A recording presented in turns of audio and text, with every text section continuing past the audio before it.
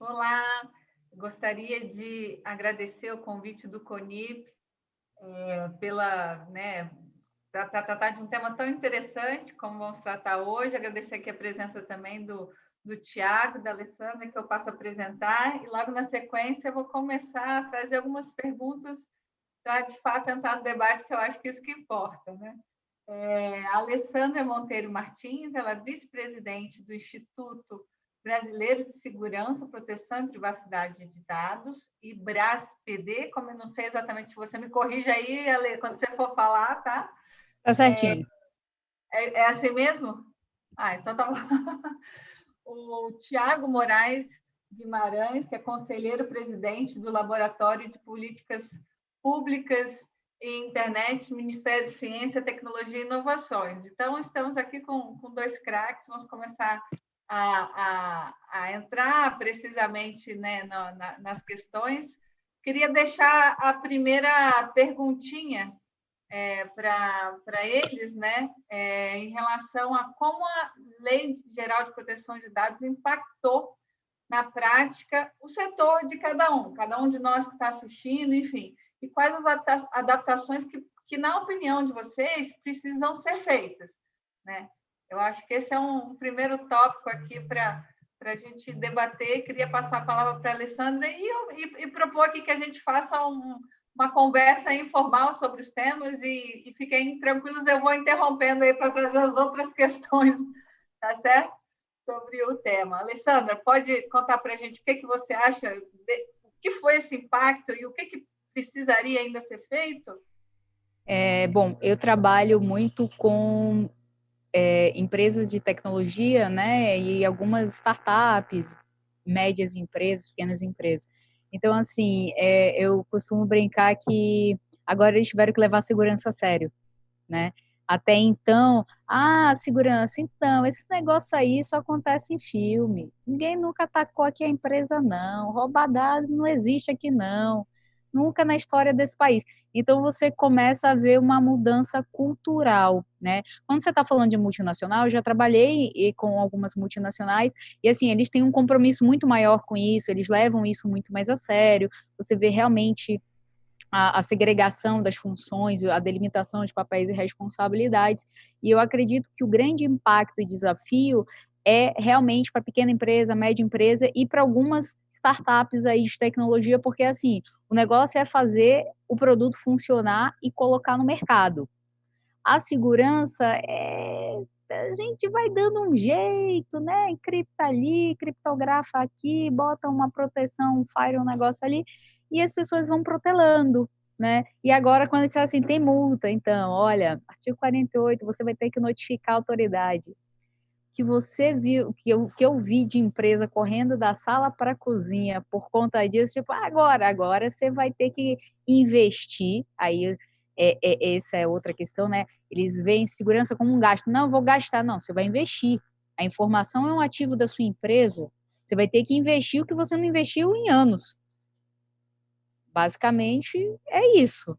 Eu não sei o Thiago aí com a parte de inovação, mas normalmente o pessoal costuma dizer assim, vai travar. Eu falei, não, filho, eles vão obrigar você a fazer as coisas do jeito certo. Perfeito. Pois complementando até o que a Alessandra falou, a Ju introduziu muito bem. Na verdade, eu sou um analista, né, de análises regulatórias do Ministério da Comunicação, nessa parte de políticas públicas ligadas a telecomunicações, e também eu tenho um outro chapéu de sociedade civil, né, que é esse think tank, o Laboratório de Políticas Públicas e Internet.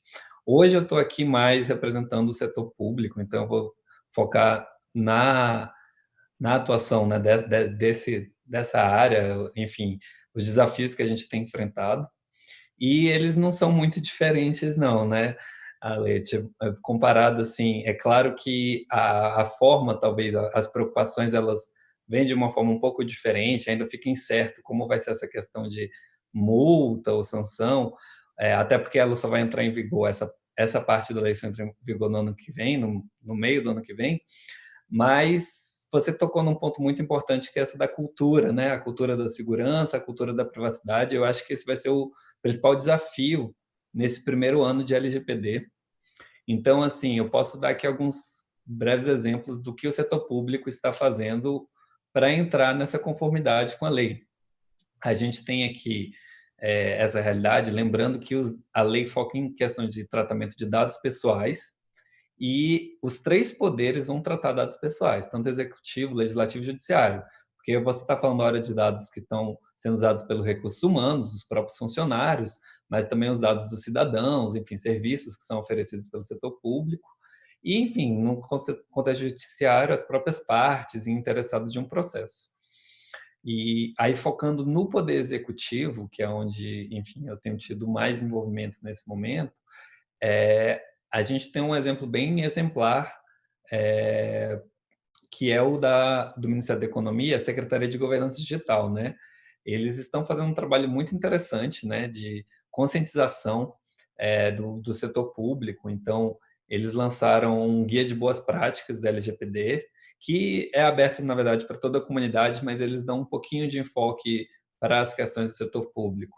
E também começaram a realizar workshops. Então, desde o mês passado, estão acontecendo workshops a cada 2 semanas, tentando focar em alguns temas chaves, como o que é um programa de governança e privacidade, como fazer, o que é o encarregado, o que é um termo de uso, políticas de privacidade, que é essa sopa de letrinhas nova que a gente vai ter que se acostumar, né? Eu vou falar também rapidamente sobre o que está acontecendo lá no Ministério das Comunicações, que eu acho que é importante. A gente está, obviamente, alinhado com essas recomendações do Ministério da Economia, assim como vários outros órgãos estão buscando se alinhar.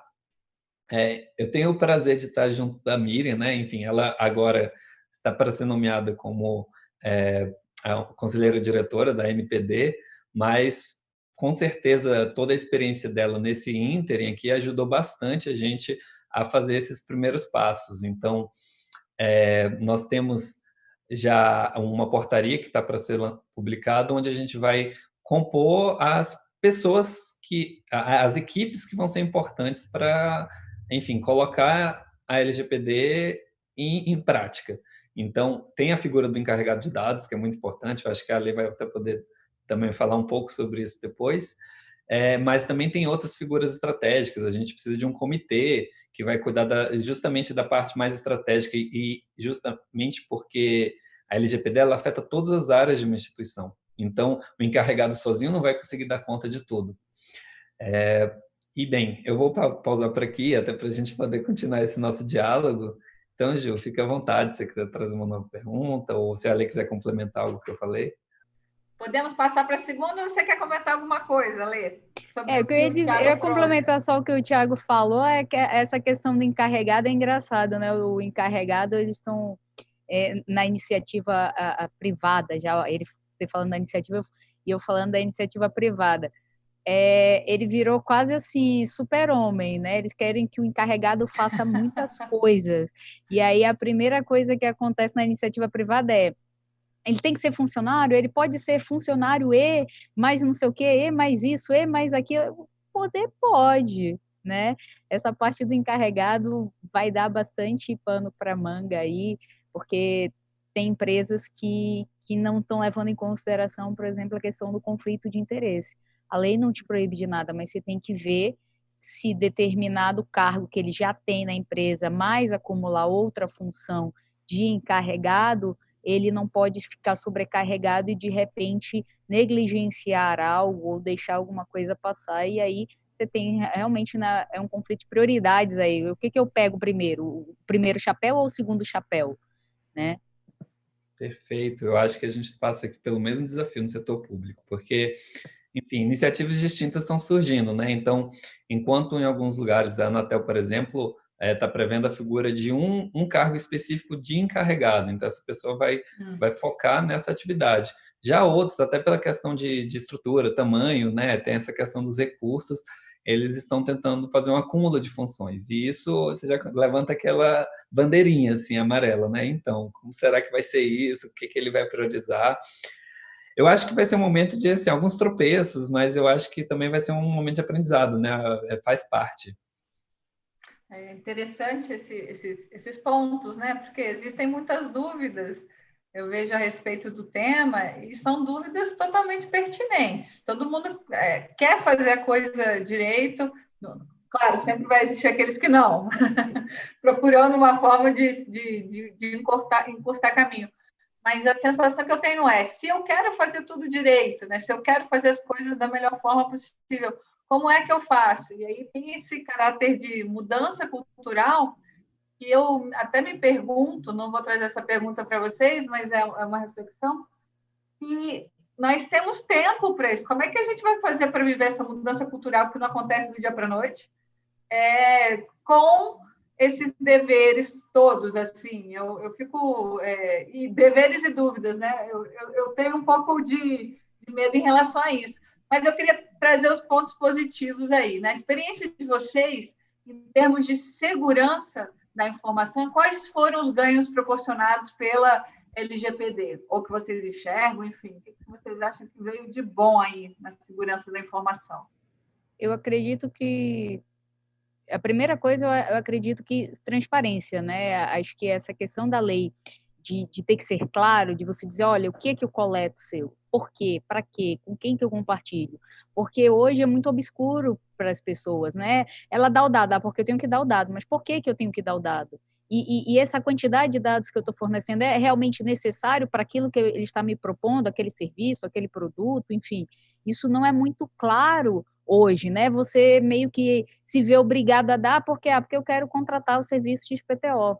E aí me pediram esse dado, e aí eu tô dando, e você não sabe para quê, você não sabe o que ele vai fazer com aquilo. Então, acho que o primeiro ganho é aí em relação aos nossos direitos como cidadãos, como pessoas, de saber, né? E em relação e aí isso para mim entra na nossa segurança mesmo, porque às vezes, quantas vezes a gente já viu casos aí de bases que vazaram, e, tipo, você não sabe que... Você não perdeu a sua identidade, digamos assim. Ah, eu não perdi minha identidade, alguém pegou e abriu uma conta lá para mim e fez o... Não, vazou de algum lugar e alguém pegou isso e, sei lá, te filiou a um partido, sei lá, fez um empréstimo no seu nome. Quer dizer, hoje você vai ter a quem recorrer. Peraí, eu sei para quem eu dei meu dado. Então, esta pessoa, empresa física, jurídica, enfim, tem que tratar com segurança os meus dados, tem que tratar com transparência comigo, e tem que ter o devido cuidado e tal. Então, eu acho que também traz uma segurança para a gente, como cidadão. Agora, do ponto de vista de segurança da informação, eu acho que o principal é cultura e investimento sério. E quando você olha o cenário Brasil, até pelo último ataque recente aí ao STJ, né, que deixou tudo fora do ar e tudo mais, você vê assim, cara, a gente está muito atrasado em termos de segurança, de tecnologia, a gente precisa de um upgrade urgente, urgente, urgente, urgente, quando a gente está falando de tecnologia, porque a gente continua tendo os mesmos ataques de 10 anos atrás, né? Assim, quem trabalha com segurança sabe, por exemplo, SQL injection, sendo um pouco mais técnico aqui. É um ataque que já tem mais de 10 anos, mas até hoje funciona, porque a gente continua usando a segurança de uma maneira ultrapassada. A gente não evoluiu ela. E aí a lei vai obrigar a gente a rever a forma como a gente usa a segurança dentro da empresa, dentro do sistema, com as informações, com as pessoas, com os serviços que a gente contrata. Eu acho que desse ponto é um desafio bem interessante, né? Sim, com certeza. Até antes de falar desse ponto da segurança, aquele temor que você falou, né, Juliano, sobre como vai ser tudo isso de uma noite para o dia. Eu acho que isso depende totalmente da forma como a gente vai encarar esse desafio. E eu também coloco aqui um papel de destaque que a Autoridade Nacional de Proteção de Dados vai ter, porque eu acredito, e até pela equipe que está sendo composta hoje, né, os conselheiros diretores, que eles vão ter um foco, pelo menos em um primeiro momento, da conscientização mesmo, é uma equipe bastante técnica, assim, todos eles têm algum passado na telecomunicações, na segurança da informação, na proteção de dados, E são pessoas que vão, eu espero, né, focar primeiro nessa questão da conscientização. Eu acho que a lei ela foi até sabida nisso, de deixar a parte de sanções um pouco mais para frente, justamente porque esse é um momento de aprendizado. E mais para frente a gente vai começar, porque, claro, também não dá para ignorar, somente casos, enfim, em que ficou claro, visível que houve um descuido demasiado por parte de enfim, seja um empresário ou até mesmo o setor público. Eu acho que falando da segurança, né, da informação, os ganhos da LGPD, elas vêm muito no que tudo que a Alessandra falou, então eu tenho um pouco a complementar nesse sentido, é justamente essa cultura de se preocupar mais com relação ao vazamento de dados, como você vai implementar medidas de segurança, como controle de acesso, criptografia, backup seguro de dados, e a gente tem que também ter em mente que a lei tem esse foco na segurança muito forte, mas ela também é uma lei sobre privacidade, sobre proteção de dados. E aqui é importante colocar que a segurança e a privacidade da informação são dois campos conexos, têm suas intersecções, mas têm suas particularidades. Um exemplo que eu vou dar: existem alguns padrões técnicos, como as ISO, que tratam sobre os dois temas. E aí eles têm várias numerações, né? A edição 27001 e a coleção da edição 27001 foca na segurança da informação, que é um tema até relativamente mais antigo, digamos assim. E hoje, pelo menos a nível federal, vários ministérios, tribunais, têm já buscado implementar as normas da ISO. Não necessariamente conseguem implementar com a eficiência que gostariam, como a Lei acabou de comentar esse caso que aconteceu essa semana do STJ, né? Então, é até um momento de reflexão se essas políticas de segurança que foram montadas estão sendo bem seguidas, estão sendo atualizadas, porque não adianta você ter uma política. Eu cheguei a trabalhar no STJ em 2008, na época que a gente estava montando o nosso primeiro SGSI, e, pô, era uma grande, assim, vanguarda, nossa, estamos montando, e aí eu me pergunto, eu já não estou lá há um bom tempo, será que foi atualizado desde então? Será que o pessoal buscou revisar? Se não, é como a Lê falou, desafios de 10 anos atrás vão continuar causando problema hoje porque não foi feita atualização. Já na parte de privacidade, existe uma ISO nova, né, que é a 27701. E se o pessoal já está tendo dificuldade com a mais antiga, imagina essa nova que está chegando. Bem, vamos ver, né? Na verdade, ela não é tão nova assim, tá? Ela vem da 29.100. A 29.100 ela é antiga, só que ela nunca foi traduzida para o português no Brasil, porque o brasileiro nunca entendeu que era privacidade. A gente dá o CPF na padaria da esquina para ganhar um pão, para ganhar uma balinha. Então, é realmente, eu acho para que o conseguir grande comprar, simplesmente. ou então isso, né? No caixa, seu CPF. Não, senhor. Não, seu CPF. Ai, meu Deus, se eu não der o CPF, eu não vou conseguir sair da loja. Então, Não, perfeito.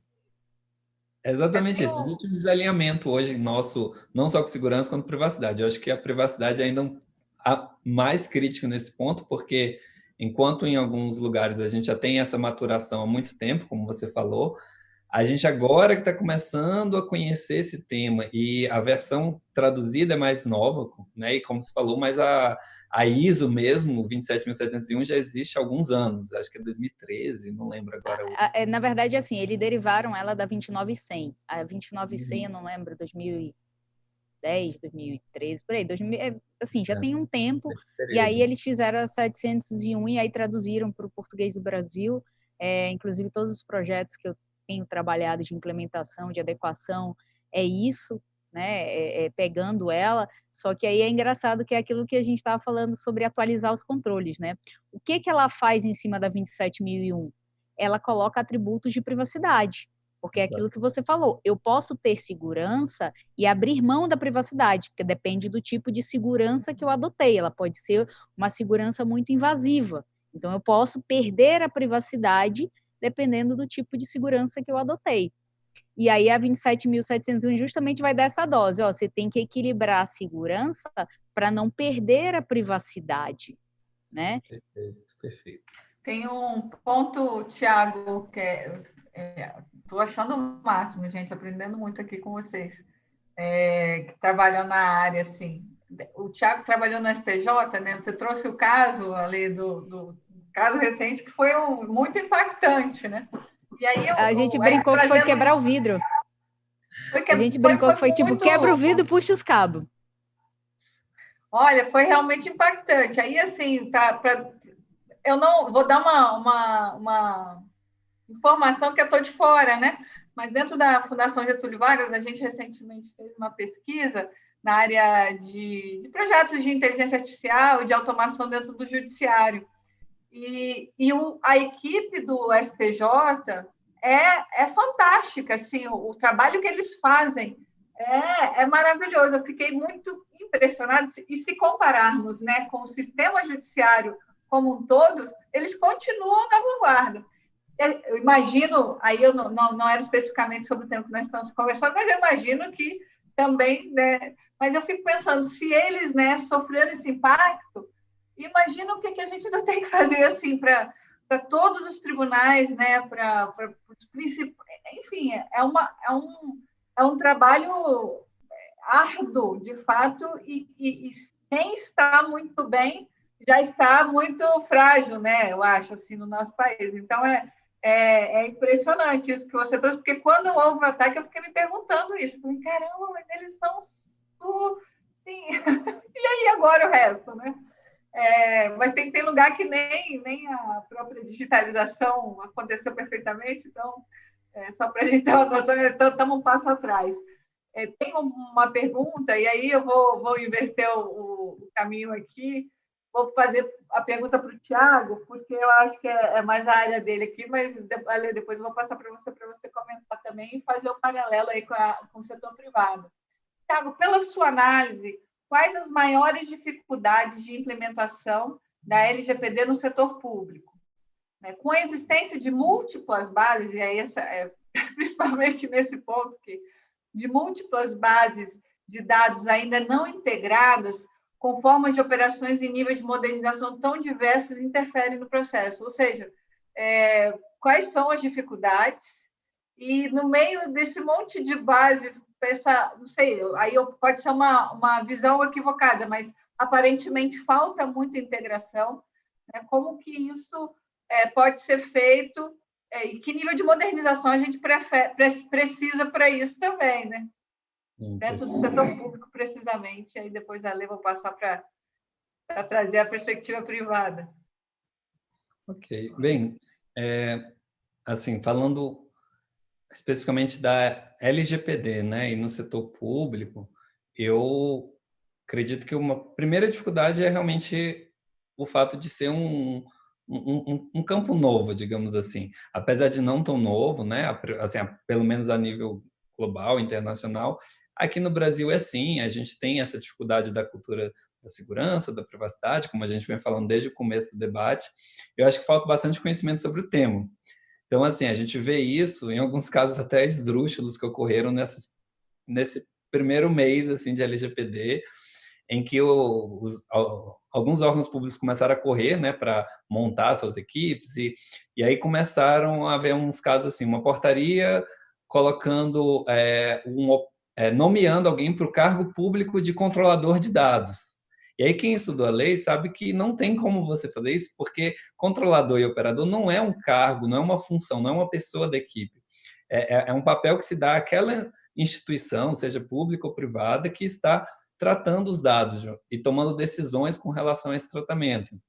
Então, aí você já vê algumas dificuldades. Outra questão é o do consentimento. O consentimento é um pilar muito importante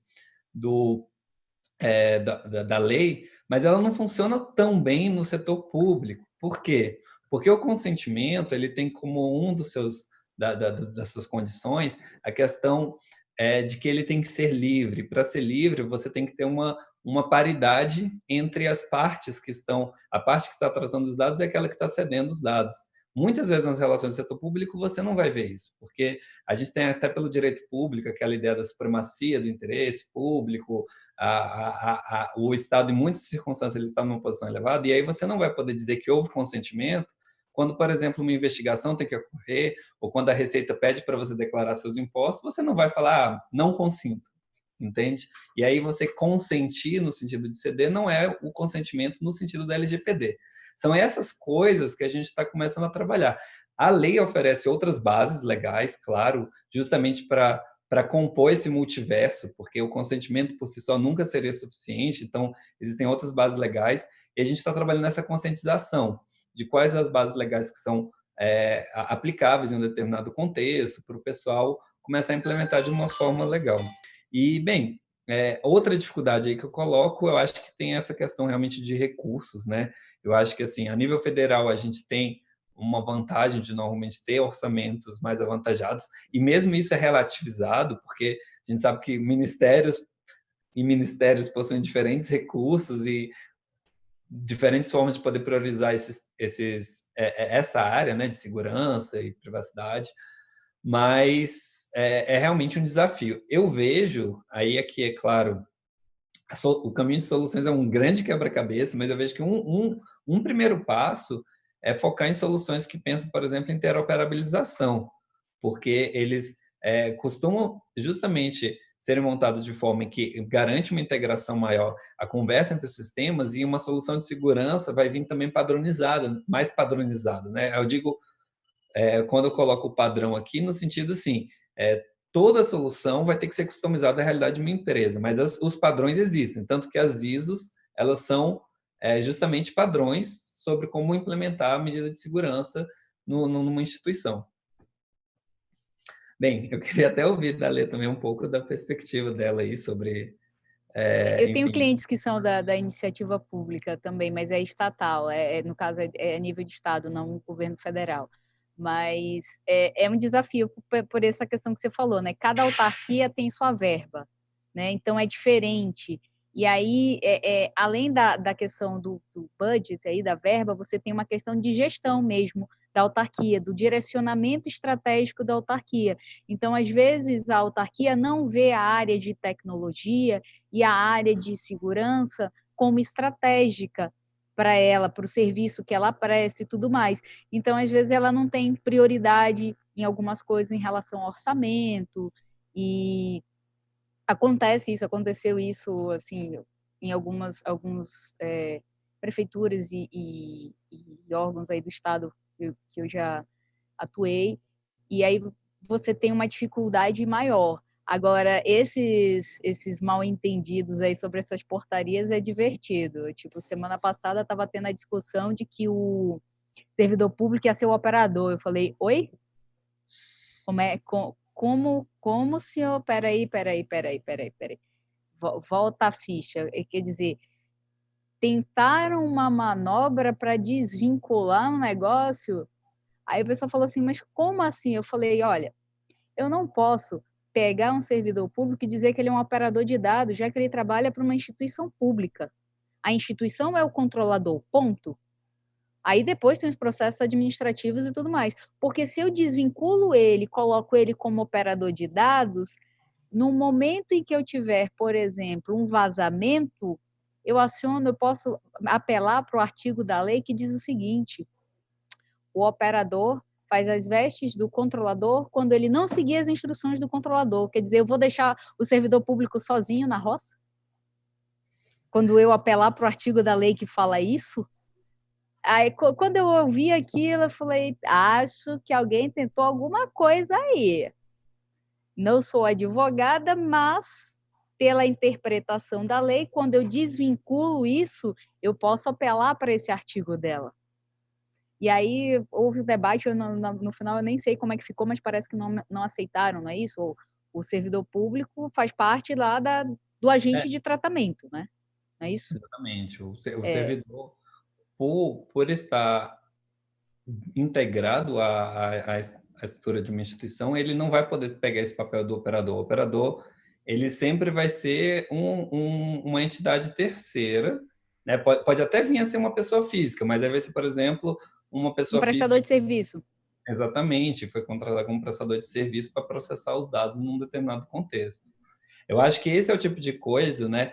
Quem já está mais dentro da área, como eu, você, a gente parece realmente até bem fácil e óbvio, mas não é tanto, né?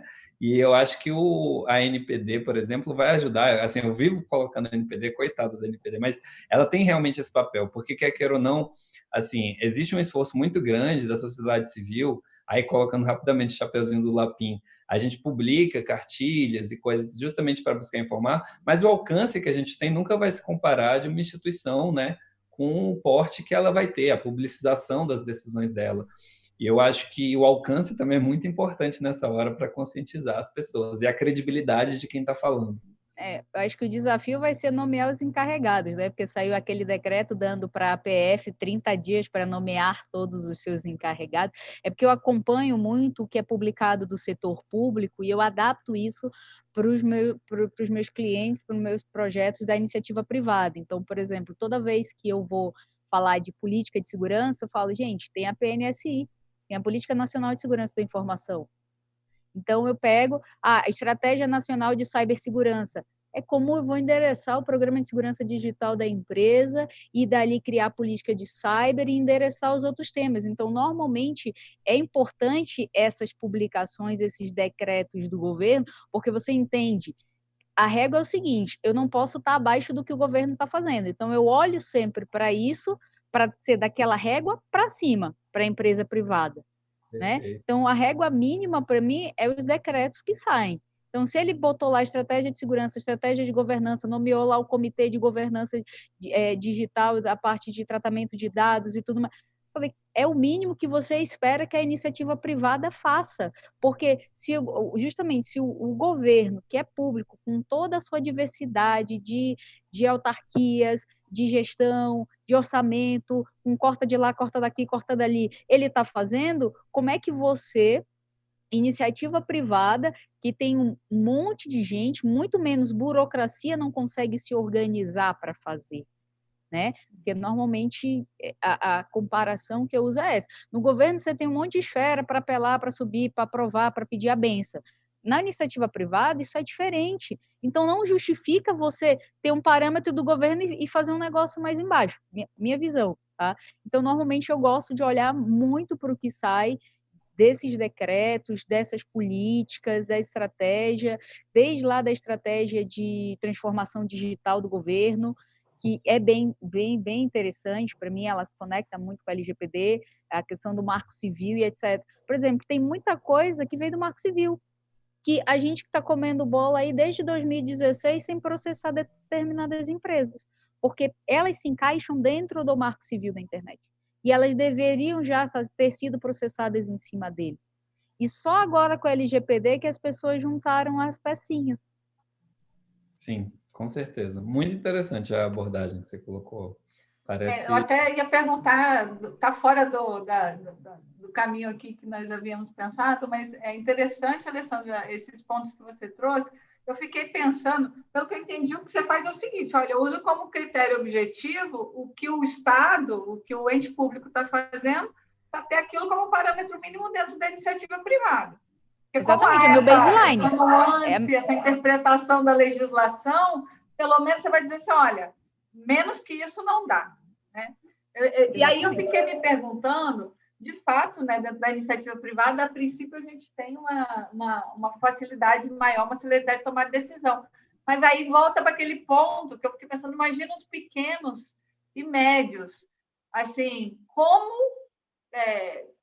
como é que a gente vai ter nesse período, e eu fico pensando se a gente vai ter algum caráter pedagógico, algum caráter de monitoramento, né? Porque os órgãos controle no Brasil, via de regra, tem uma atuação posterior, mas eu fico pensando, será que o momento exige, já que é tão diferente a forma de organização das estruturas, de uma forma geral, essa atuação pedagógica, né? Vai ser moleza não aí para as pequenas e médias. Não Vou vai, passar aqui para mais uma perguntinha. Oi, diga, Thiago. Só para complementar esse ponto que você colocou, realmente é um desafio ainda maior para pequenas e médias empresas, mas, inclusive, assim, se a lei for bem seguida, né, o que está na LGPD, ela até já prevê, uma das competências que ficou para a NPD é ter normas e orientações específicas para esse grupo, microempresário, empresa de pequeno porte. Então, você coloca lá o artigo 55J, inciso 18, e ele traz justamente essa preocupação, que é muito importante, porque a gente tem aquele outro desafio que é, por exemplo, a inovação, né? E a inovação ela tem que estar alinhada com essas questões. Aí os recursos que essas instituições, que essas empresas têm são muito mais limitados, então isso tem que ser levado em consideração. Vamos ver como isso vai ficar na prática, mas eu tento ser otimista. Eu Eu gosto mais concordo, Thiago. Inclusive, eu rogo para que peguem um entendimento da GDPR, que a nossa lei deixou muita coisa assim nas costas, como você falou, da NPD. E a GDPR ela foi muito explícita, né? Ela diz assim, olha, a empresa tem que ter no mínimo X funcionários, 250 funcionários, ou tratar a partir de 250. Ela te dá um volume, né, de dados para tratar, ela te dá um número mínimo de funcionários, ela te dá uma série de parâmetros para poder ela estar sujeita à régua mais alta da GDPR. Então, eu estimo, imagino que eles devem partir desse direito comparado aí, desse entendimento. Olha, não vamos inviabilizar os pequenos negócios, já que são quem mais gera emprego no país. Exato.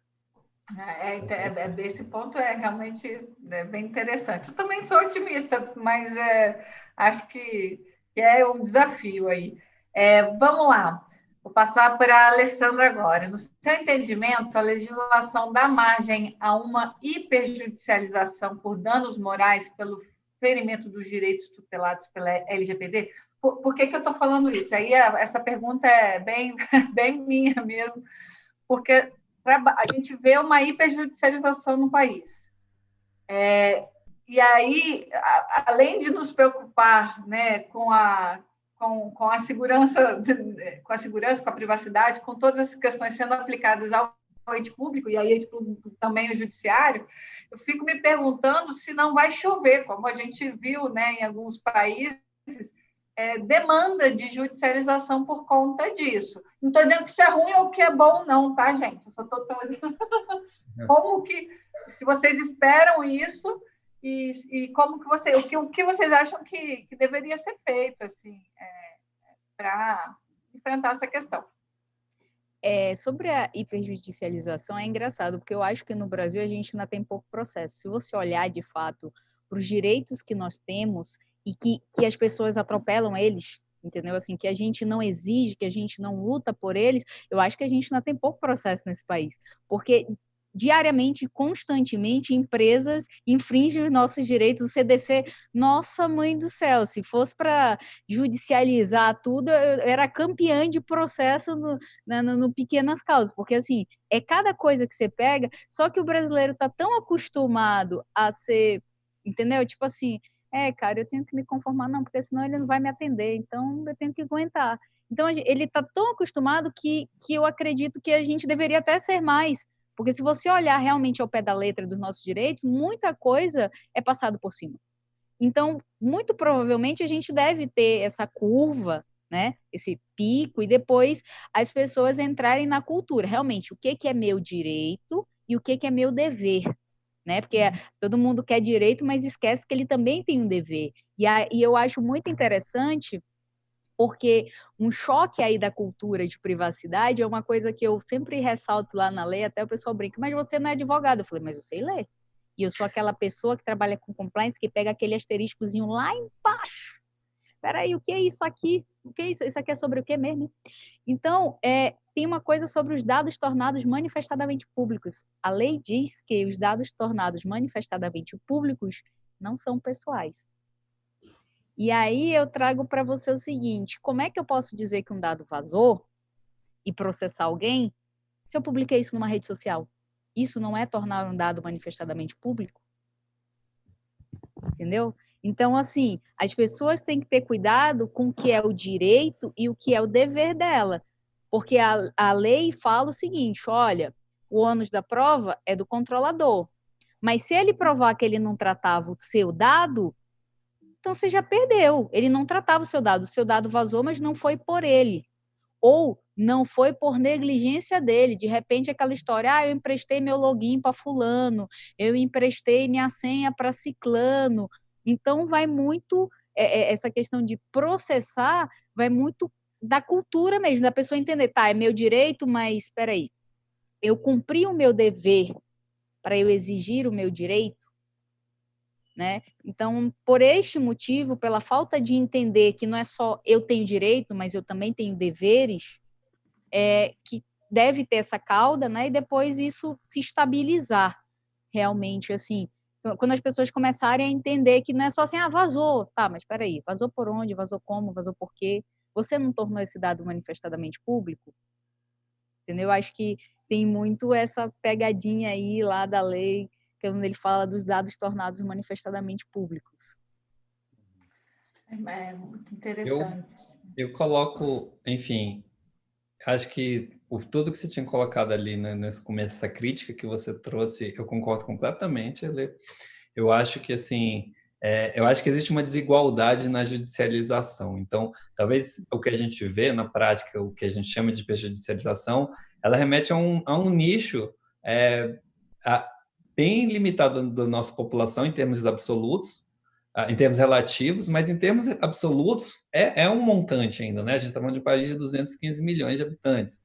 E eu acho que uma outra falha que existe dentro do sistema judiciário que leva a essa hiperjudicialização é realmente o nosso sistema de tomada de decisões e todas, enfim, as burocracias, as etapas que a gente passa. Quando a gente vai estudar no direito comparado outros modelos judiciais, a gente vê como a gente cria campos e espaço para continuar uma discussão eterna, né? Então a gente tem toda a discussão na instância administrativa e aí começa a judiciária, se é uma questão, né, que envolve o setor público. Muitas vezes ela começa no setor administrativo. O pessoal esquece isso. Então tem as instâncias lá dentro da administração, costumam ser até 3, e aí depois você vai para o judiciário, vai judicializar, e aí você ainda vai ver toda essa discussão.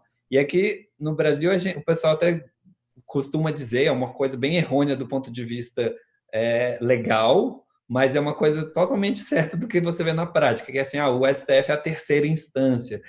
Em teoria não existe isso de terceira instância, mas na prática você vê ele como terceiro, às vezes até quarta, porque às vezes o caso terminou no STJ e você, que aí poderia ser uma terceira instância, como nessa visão bem literal da coisa, e você ainda pode ir o caso constitucionalizar ele para o STF.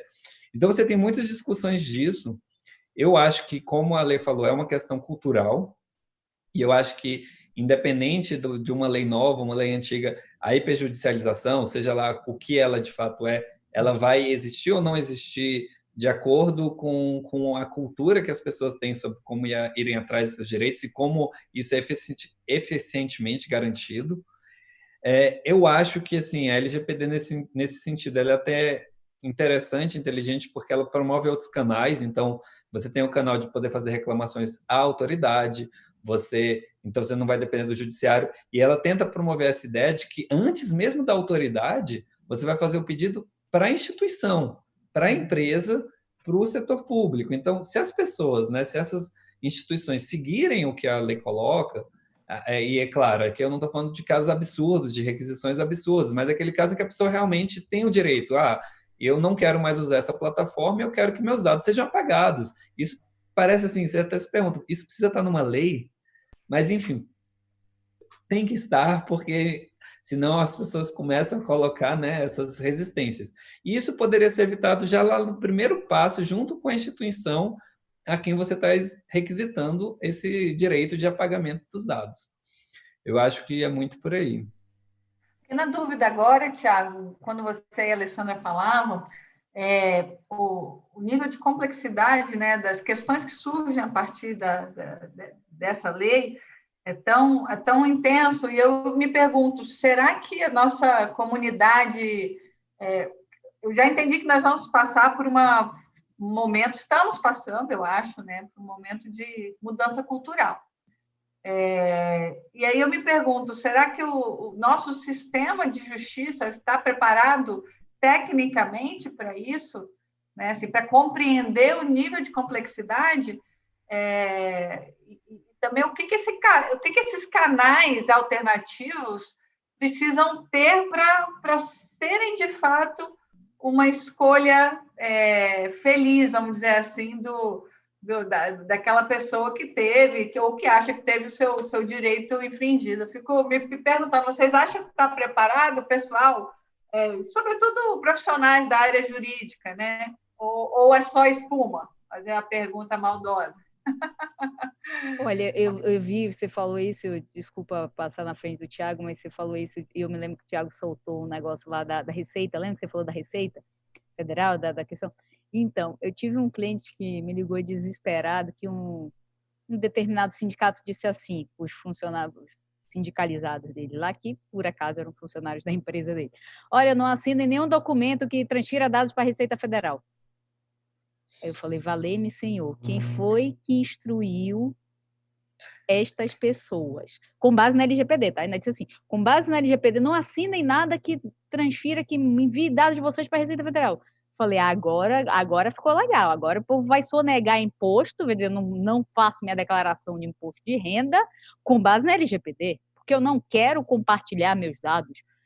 E aí entra na questão da cultura, entra na questão das bases legais e da preparação de quem está instruindo as pessoas, né? E aí você vê, cara, um sindicato para fazer isso, eu imagino que ele deva ter uma assessoria jurídica. Que assessoria jurídica, sendo que eu tenho uma base legal chamada cumprimento de obrigação legal ou regulatória pelo controlador, dá uma instrução dessa? Porque eu tenho leis. Então, não tem como, eu não fiz esse formulário aqui, mas porque me deu na cabeça, hoje eu quero passar esse formulário. Não, eu tenho informação que eu sou obrigada a passar para a CVM, para o Banco Central, sei lá, para até um regulador específico, a ANS, a Anatel, a ANEEL, enfim, eu tenho, quer dizer, cada setor tem a sua autorregulação própria, e você tem obrigações a cumprir, você não pode deixar de cumprir, né? Então, eu me pergunto, que tipo de assessoria jurídica que está sendo feita aí, né? E ao mesmo tempo dizer para o cara, não, vai lá, você tem o direito de não informar. Não é assim. Existem bases legais, né? Como eu também vi alguns se manifestando, porque o governo coleta não sei o que, não sei o que. Eu falei, o governo está na exceção da lei. Ele não precisa do consentimento.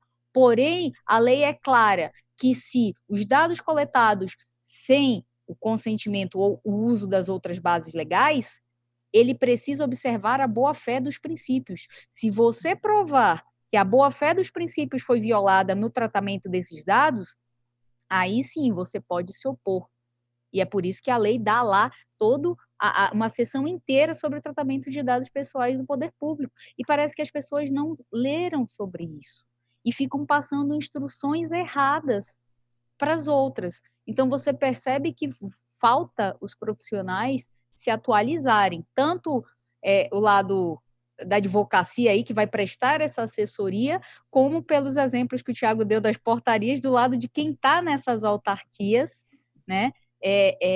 Baixando determinadas decretos aí, portarias, definições, enfim, você percebe que está meio desequalizado a informação sobre a lei, o entendimento da lei. Esse desafio cultural, eu brinco que vai ser como a gente fala em TI, né? Em produção.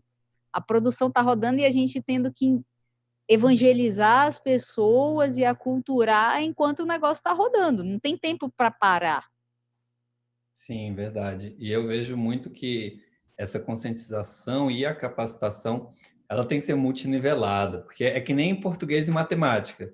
Todo mundo lá, desde o fundamental, você tem que aprender conceitos, noções dessas áreas de conhecimento. Mas, assim, isso não significa que todo mundo vai se formar um professor, um pesquisador, enfim, em matemática ou português. Isso são caminhos que as pessoas vão tomar. Pessoas que estão ali na ponta, né? Os advogados de compliance, pessoas da TI, eu acho que também vão precisar de ter uma atenção especial. Então, assim, existem alguns nichos que com certeza vai ter que dar uma atenção triplicada, quadruplicada à lei.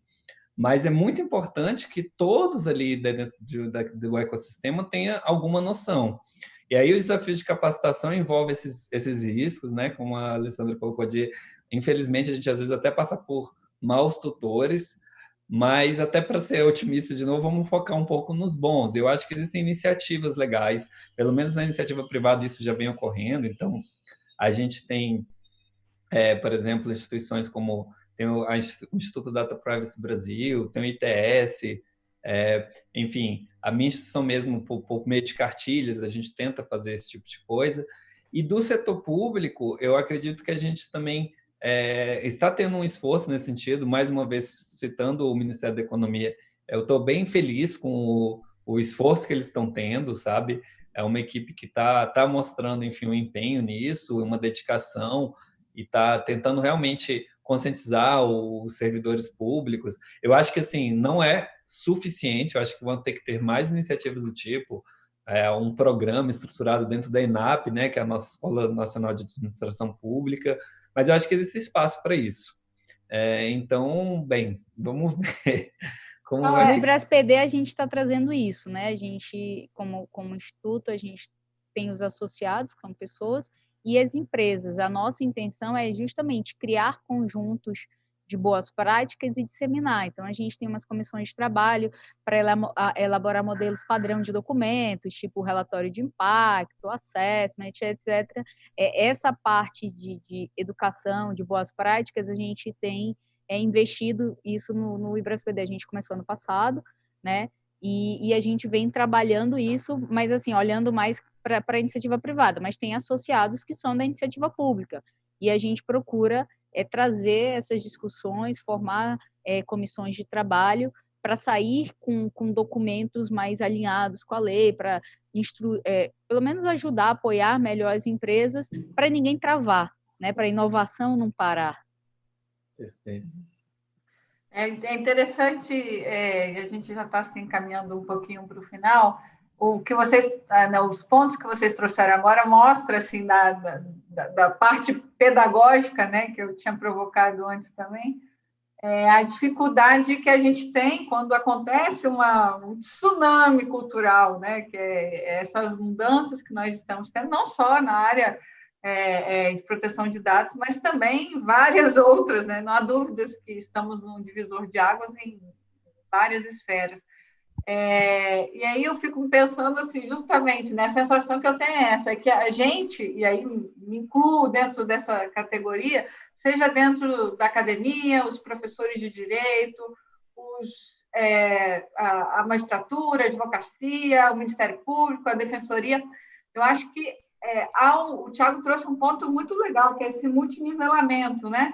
É preciso saber o que você não sabe, para você, pelo menos, não cometer erros crassos, né? Aí, dentro da evolução do conhecimento, é a fase da incompetência consciente, a gente não sabe nem que não sabe. Então, eu fico me perguntando como levar essas noções, né, para todas as classes da área assim, da justiça, sobretudo, para que não existam erros muito sérios e que gerem prejuízos muito sérios. Assim, a gente vai errar, né, com certeza, mas terminando aí, deixar uma pergunta para vocês também, o que não pode fazer assim, o que seria talvez um pouco, não exaustivamente, essa noção, né? Assim, o que é que a pessoa tem que ter muito claro na cabeça dela e se perguntar quando ela se deparar, seja ela um servidor público, seja ela um funcionário, seja ela um empresário, enfim, o que vocês trariam assim à tona como algo para ninguém esquecer? Tiago, pode começar. Você quer que eu comece? Bem, eu acho que enfim, aí colocando, por exemplo, a perspectiva do servidor público, eu acho que a primeira coisa é não tomar uma decisão atropelada. Aqui eu estou falando não só no contexto judiciário, mas administrativo também. Eu acho que quando você se depara com uma situação, enfim, um titular de dados requisitando alguma informação, algum pedido dentro daquelas categorias de direitos que ele tem, essa pessoa tem que primeiro pegar aquilo e falar, ok, o que eu sei disso e como eu devo fornecer isso? Porque a gente, infelizmente, aqui, assim, é uma crítica que eu trago para o meu lado da administração pública, a gente ainda tem um problema muito grande de que, na dúvida, negamos, sabe? Então, em vez de, às vezes, buscar colaborar, entender o lado do cidadão, da pessoa que está requisitando algo, a gente passa por isso. A gente vai e fala não, ou usa algum dos chavões que a gente tem na legislação, do tipo a conveniência, né, a oportunidade, essa discricionariedade, e acaba transformando a discricionariedade em arbitrariedade, que eu acho muito problemático. Então, eu acho que esse é um primeiro cuidado. Eu acho que, tipo, o mesmo vale para situações de vazamento de dados, porque, assim, vazamentos de dados ocorrem dos mais diversos tipos. E, inclusive, uma preocupação que tem, pelo menos a nível de RGPD, né, como a lei colocou, eu não sei, aqui eu acho que isso ainda vai ficar mais claro quão compatível é o nosso sistema, né, jurídico que foi concedido pela LGPD de tratamento de incidentes de segurança, quão compatível ele é com esse modelo europeu, mas eu acho que ele vai ser bastante similar. E uma das recomendações que se dá é assim: você ter essa análise do vazamento, o que ocorreu de fato, qual foi esse vazamento. E aí todas as preocupações de notificação e como isso vai ser publicitado, ele existe, ele tem que ocorrer, mas você tem que entender também como você vai fazer isso. Principalmente, eu acho assim, isso é um desafio para o lado da empresa, porque ela tem uma reputação a contar. Então, não é esconder, mas saber o momento certo de falar e como falar. E, enfim, seguindo, claro, os prazos legais que são colocados e todas essas obrigações. Então, eu acho que essa conscientização vai ter que existir. Do ponto do judiciário, falando rapidamente, eu acho que para tomada de decisões no judiciário é muito importante, e eu acho que esse é realmente um grande desafio, você ter uma assessoria especializada nisso. Então, assim, talvez ter uma equipe de peritos que ajudam a explicar um pouco o que é aquela tecnologia antes do juiz tomar a decisão, pode ser um caminho. O Ministério Público Federal, ele, por exemplo, tem feito isso. Eu digo isso porque eu também já passei por lá. Eu estive na PGR antes de estar agora aqui no Ministério das Comunicações e lá eles têm uma equipe de perícia que parte do desafio deles é exatamente explicar para os procuradores como funciona, né, por exemplo, uma estação rádio base. E aí, ao explicar isso, enfim, o operador do direito vai ter uma noção melhor de como ele pode, de fato, aplicar de forma legítima a lei, né? E eu acho que isso é uma coisa importante que às vezes falta. Assim, se a gente for começar a dar exemplos agora, a gente vai uma sessão só para falar de casos em que as decisões foram tomadas sem tentar buscar entender o que está por trás daquela tecnologia. Então, essas são minhas, digamos, dicas para esse desafio. Obrigada, Tiago. Alê? Olha, as minhas dicas primeiro, é aquilo que você falou, a gente nunca sabe tudo, a gente não pode parar de aprender, independente se eu trabalho na iniciativa pública ou privada, né? Gostei dessa abordagem do Tiago aí, nega por padrão, né? Nega por padrão, parece segurança. A segurança é assim, na dúvida, nega por padrão. E segurança normalmente é assim. Mas procurar entender realmente o contexto. Espera aí, qual é o meu papel, qual é a minha responsabilidade, o que eu preciso saber, de fato, o que eu preciso melhorar de entendimento da lei ou de práticas mesmo de exercício da profissão, para não trazer problemas para a minha empresa ou para a instituição a qual eu sou funcionário, ligado, enfim, estatutário, e também para mim como cidadão. Peraí, eu como cidadão, esse é o meu direito, tal. Será que eu estou tratando os dados desses outros cidadãos com a mesma prioridade que eu estou tratando os meus? Será que eu estou tratando isso da forma correta? Né? Então, assim, entender que você vai estar sempre lendo e estudando, porque a tecnologia muda, os meios mudam, e você precisa de um pouco de contexto antes de tomar uma ação e dizer, não, nega, não, passa, não, tá ruim. Não, entende primeiro.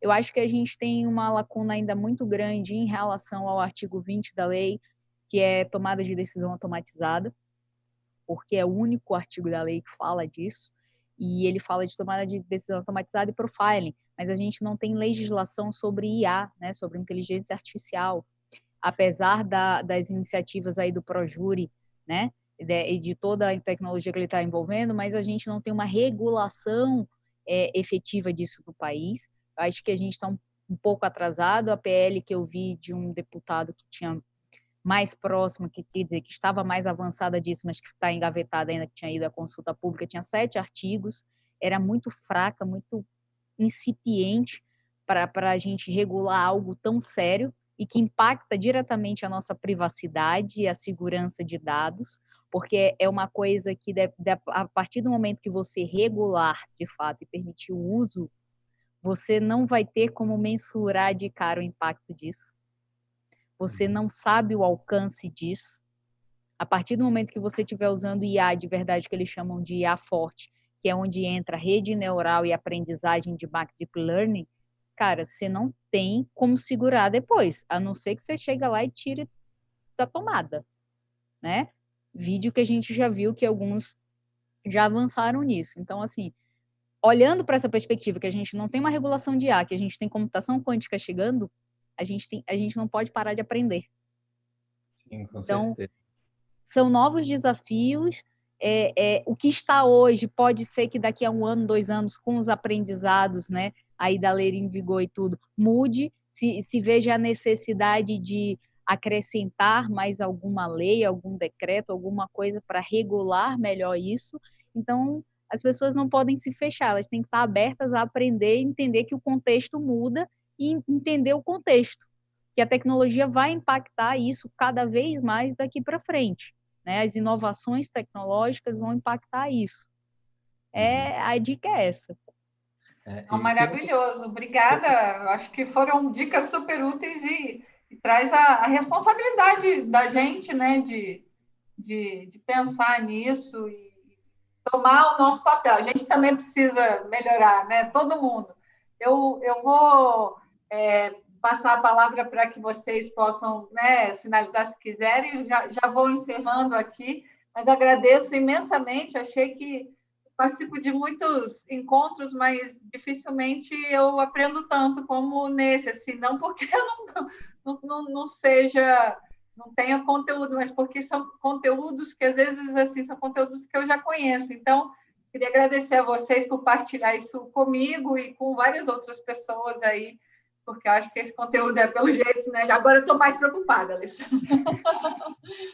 Tiago, quer se despedir? Quer falar? Quer dar tchau para todo mundo? Claro, assim, primeiro eu queria agradecer aí vocês, da Canip, estou muito feliz aí pelo convite. Foi uma conversa incrível, gostei bastante.